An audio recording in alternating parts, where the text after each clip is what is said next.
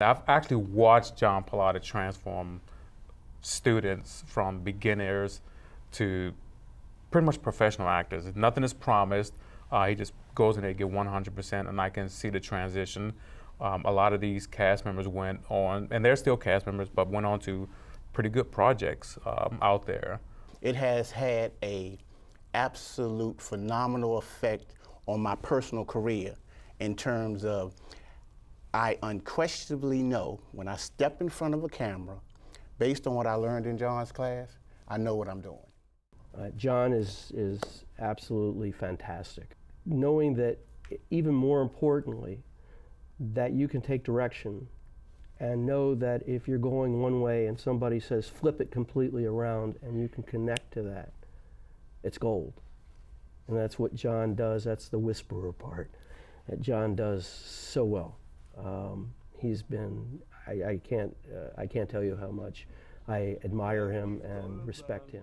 He teaches in New York, DC, Oh, yeah. Chicago, Boston. He's going international now. He's going to be teaching for Bollywood. He's going to be in Ghana. I hear he's going to be in Puerto Rico.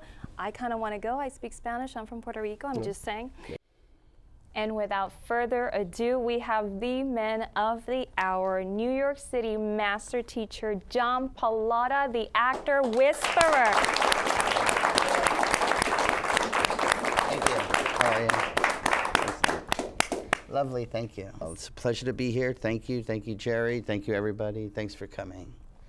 I have to say, it's an honor to have the acting coach of the stars, because you have coached Emmy Award winning and nominated and Academy Award winning and nominated actors.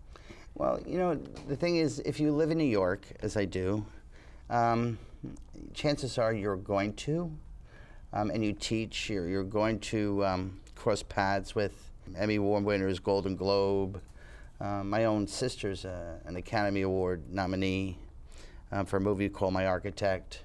So if you do something that's a little bit different and your people are succeeding, they will come, they will call. But I'm fortunate enough to coach some celebrities here in New York and Chicago, and I also have corporate contracts and government contracts, and I coach some heavy hitters, which I'm very happy. Tell me, why do they call you the actor whisperer? I don't know. I mean, I don't. When I studied with Lee Strasberg, he believed that it wasn't about acting, it was about the human condition. The problem with everybody is they spend a lot of money on acting lessons, where you should spend money on learning about yourself. You know, and I think Lee believed that, and in my own words, in my book, I mean, he had his own philosophy, but my own philosophy, which I believe based on his, that acting is a state of mind.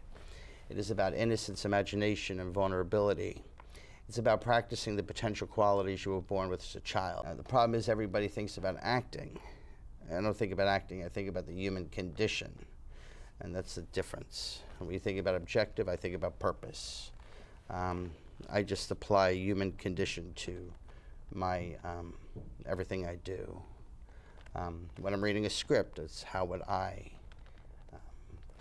be in that thing. But you asked about how I came to be called the actor whisperer. Of course, I know because I've taken your class, but for the benefit of new students here today and viewers at home. Yeah, sometimes on set, you know, there are kids. I recently did, actually about 2 years ago when that term whisperer first came up, I was doing a movie about rape.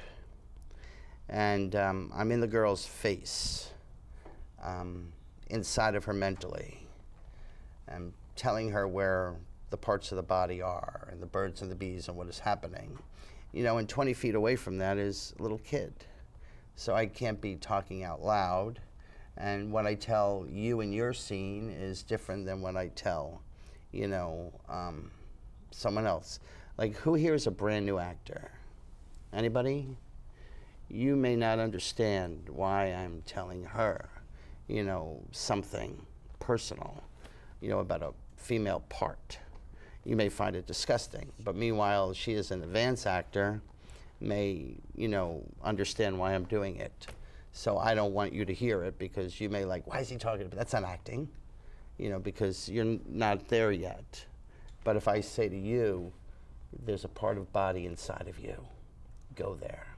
You know, because when you're on a movie set, you know, Anthony and I are, where's Anthony? We're doing a movie right now in New York. He's the producer, you know, and I'm the casting director, called Touch, and there's a lot of big people watching it, or possibly hopping on board where, you know, there's a, I don't know, it could be a $1.75 million budget, and you have to be where you have to be, you know, and it is the real world. We live in a real world, you know, where budgets are 1.2, 3. You know, I'm working on a $5 million film right now where I'm the on-set coach. There's a producer writing checks, and if you're not up where you got to be, you're out. So there's a real world out there, and I'm fortunate enough and happy enough to, you know, coach on those sets. I've coached on Law & Order, I've coached at the Carrie Diaries, I've coached in a lot of sets. Yeah, I recently coached, what's the name of the actor, Josh Murray, in Taxi Brooklyn. He's an actor from here. Coached another actor from here in The Good Wife, Johnny Alonso from your area. I coached him in The Good Wife, and I think now he's doing some other stuff in New York and DC. But I prefer to keep it personal and close. So anyway, when I was doing this set on rape, this movie on rape, I was in this girl's face, personal, and mainly because I didn't want everyone to hear what I'm telling her. And you know, I mean, when I'm telling someone who's playing the suspect is different than when I'm telling the girl that's playing the victim. So, I mean, I prefer, everybody's different. So, there was a reporter on the set, you know, and the girl, every time I spoke to her, would just do 100 times better, you know, and the reporter just said, "You're the actor whisperer." I'm like, okay. Meanwhile, I'm just doing what I do. I don't, you know, reality is I consider myself no different than any other acting teacher. I live in the most competitive city in the world, New York. You know, next to me and on the right side and the left side of me are, you know, the best of the best of the best. And I have to be on top of my game. You as actors have to be on top of your game. You know, and reality is this is Virginia. It's a changing, growing city. You're going from theater to film and television.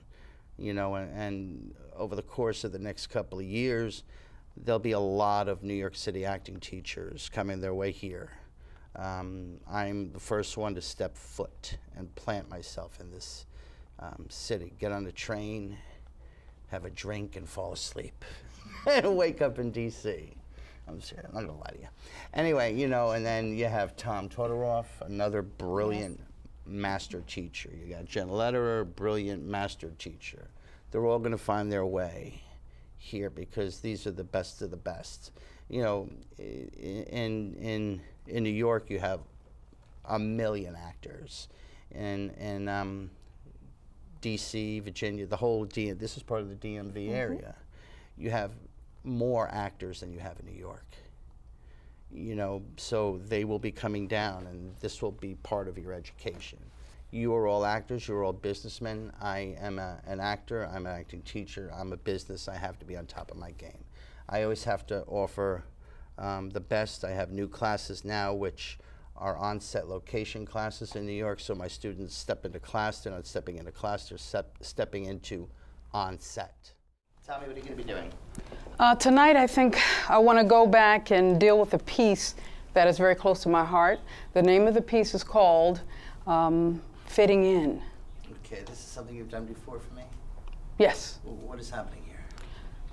Okay, so what is happening is this woman is struggling with fitting into society. She doesn't know where her place is. Okay. And so there's a bunch of confusion and conflict that she's dealing with. I mean, She just wants to fit in. to some extent to another, I mean, you're a woman in your 20s. You know, we all want to fit in. Right. You know, and it's not just a matter of fitting in. There's a lot of other things in our life that are going on, not just fitting in. There's love, romance, marriage, divorce, all these things that escalate into the fitting in scenario. Mm-hmm. So why don't you take it to the Anthony camera, since you know that camera. So, you know, hold that. Find, you know, when I say your eye line, you know what your eye line is? That Just a little intimacy left. level. See that little thing sticking out? Mm-hmm. Yeah. Take it there. Focus. We got a lot going on in there. That's her. Hit by a car, dead. Okay, if you hold her. Mm-hmm. Everything you've got. You're walking into a funeral parlor. She's there.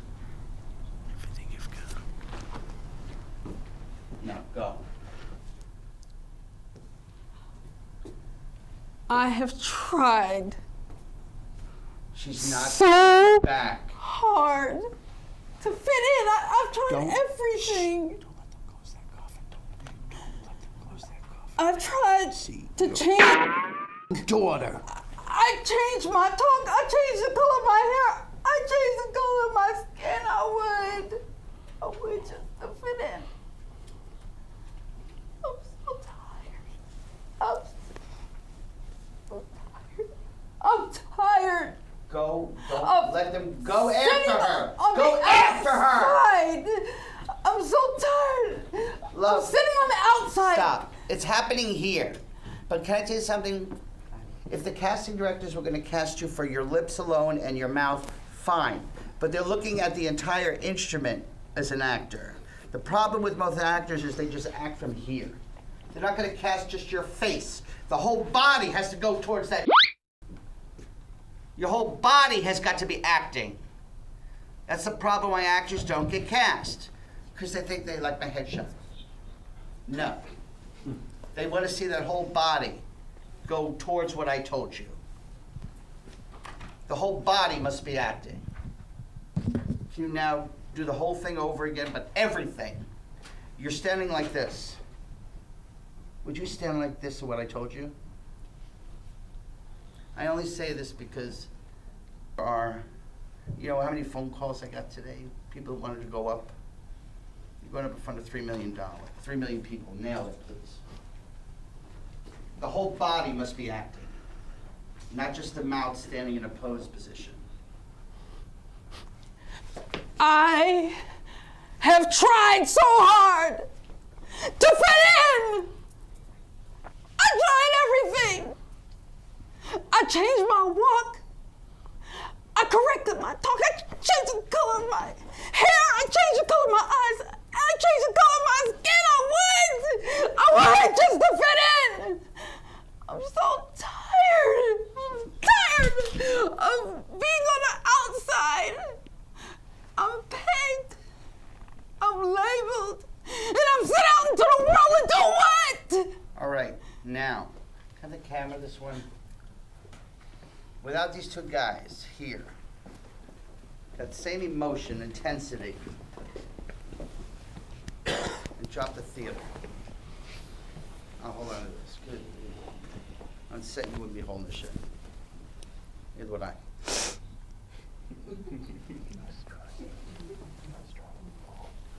Bring the real world back.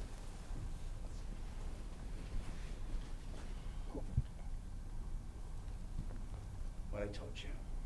Remember, the camera's close up. It's probably this up here. So you can't go like this. You can't go like this. You can't go like this. That was real before, but now there's cinematic realism, which is this. Right now, go. I have tried so hard to fit in. I've tried everything. Your mark is there. I've changed my walk. I corrected my talk. I changed the color of my hair. All right. I changed the color of my skin. I win. All right. Only because we only have 40 minutes.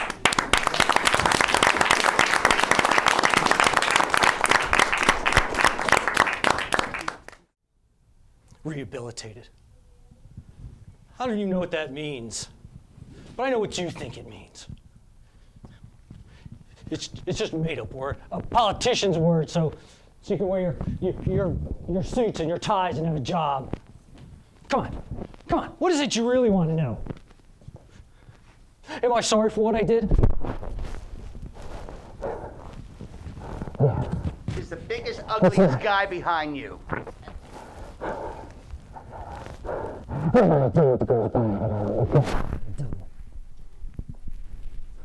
But not because I'm in here, and not because you think I should.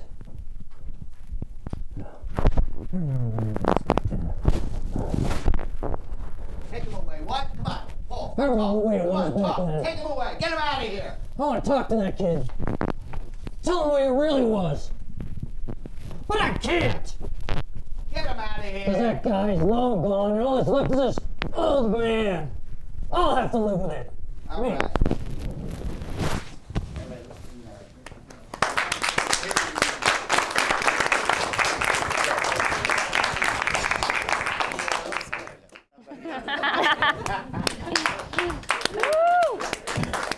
All right. Is there anyone in this room you hate? Do you want me to just pick somebody random? Because I someone you like hate. everybody. Yeah, Somebody that I pick him. hate. Sure. I don't think you like him. Sure. Okay. All right.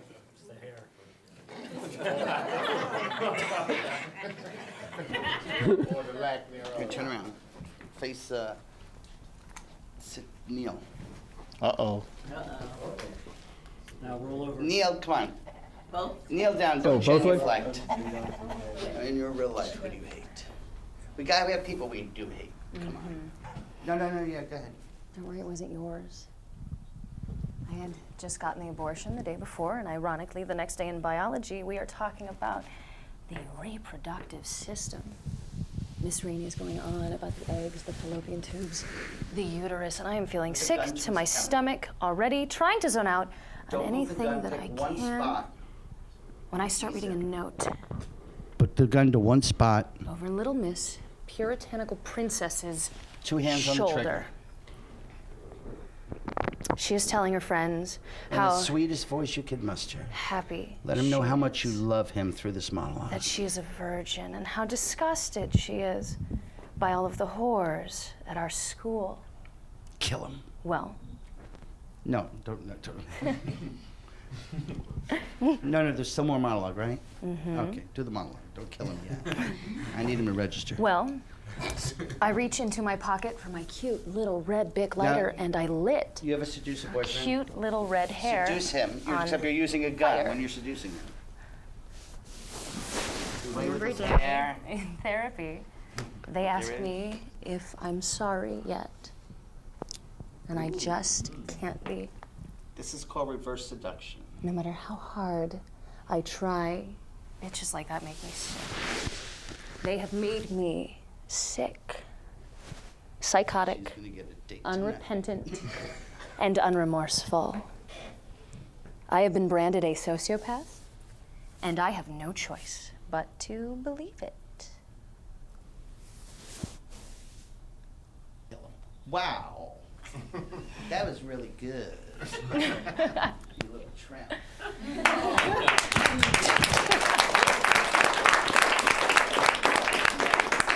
Thank you. All right. All right, what are you doing? I am doing Drive, What's happening in Drive? playing Bernie Rose. And Bernie Rose is a jack of all trades, but mainly he's also a gangster, and he's bought an investment in a sports car and a sports car driver. And he is telling the sports car driver in no uncertain terms, in pointed way, who's boss and what's going to happen. You've done this before? Yes. Okay. Okay, so let's do this. But instead of doing, he's playing a mobster, right? He is a mobster. Yeah. Small-time hood. Let's do the, remember Untouchables? Yes. Some. You know, let's make this the gathering of the crime families. Okay. Okay. And these, you got Don Cheech, you got Don Corleone. This sounds a lot familiar. You got Don Just stop me if Waxbeard. I'm wrong.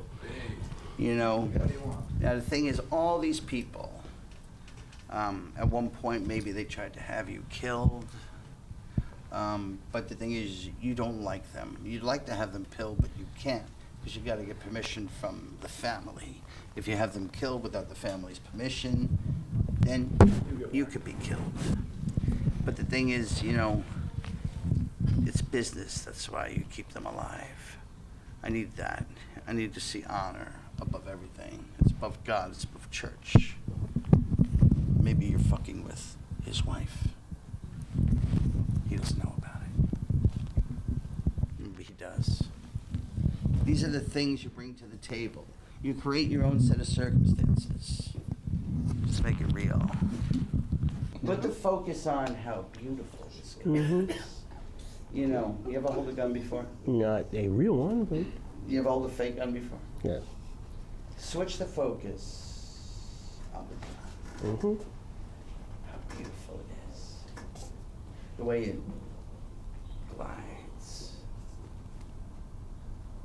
Has anything ever turned you on before? And play with it to the point where you're obsessed with it. He just happens to be the person you're going to kill. Mm-hmm.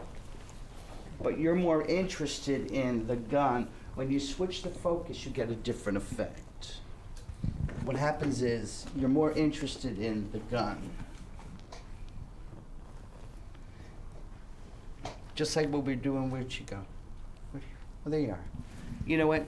She was playing like she loved him. Just happened to be a gun in her hand. So it threw out a different effect. It's a different effect.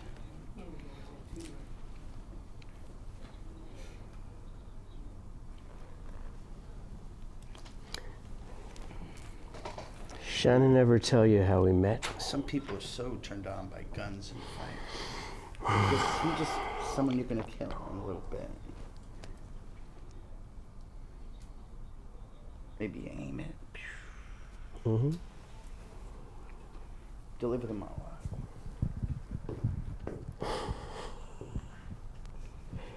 up. Shannon ever tell you how we met? I used to produce movies in the 80s.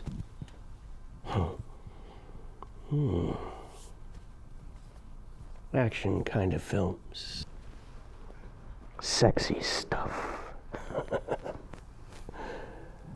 One critic called them European.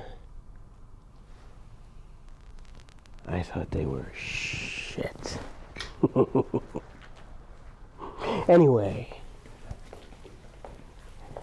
he arranged all the cars.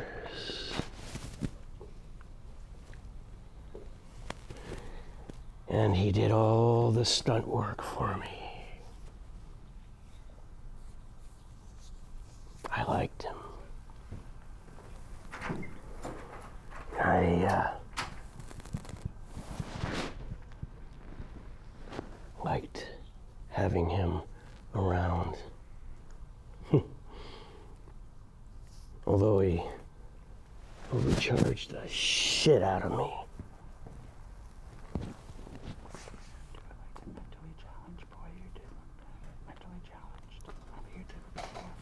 Now a little child. Kid. Back then. Go back. So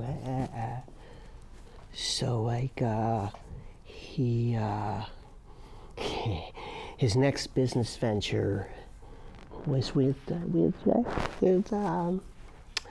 some of Nino's friends. Well, they didn't take to the overcharging bit. they broke his pelvis. I'm only telling you this because he's got a lot invested in you. So do I.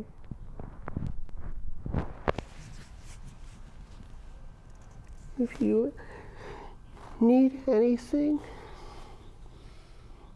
you can call me.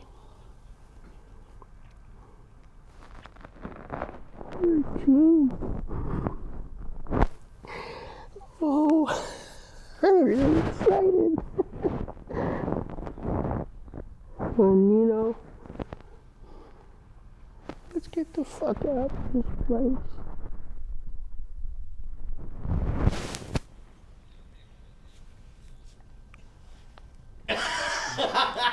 All right.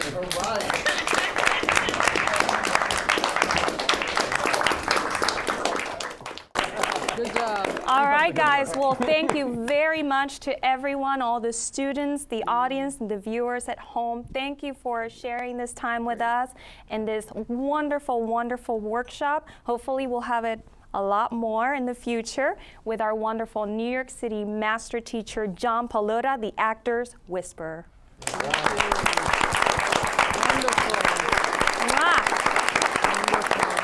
Oh, you're not. I'll get jealous. Sorry. Thanks, guys. Thanks for coming. Thank you. Thank you. All right. Thank you very much. Good night, everybody. Good night. Wish you all- I saw green.